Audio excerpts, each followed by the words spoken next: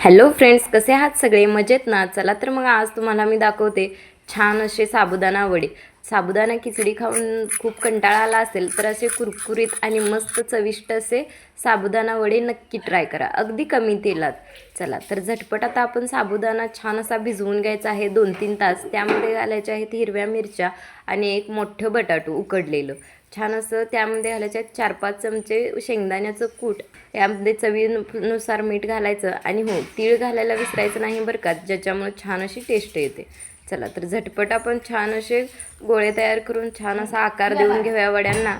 आता इथं सर्व वडे या पद्धतीनं तयार करून घ्यायचे आहेत आणि एका कढाईमध्ये छान असं तेल गरम होण्यासाठी ठेवायचं आहे. आता इथं मी थोडंसंच तेल घातलेलं आहे आणि छान असे आपले वडे घातलेले आहेत आणि आलटून पालटून मस्त असं छान असं परतून घेतलेलं आहे. हे बघा, अगदी छान असे तयार झालेले आहेत. आता तुम्ही जर माझ्या चॅनलवर नवीन असाल तर माझ्या चॅनलला सबस्क्राईब करा आणि हो, तुम्हाला ही रेसिपी आवडली असेल तर लाईक करायला विसरू नका. चला तर मग परत भेटूयात अशाच नवनवीन रेसिपीसोबत. तोपर्यंत तुम्ही सर्व हेल्दी राहा आणि खात राहा.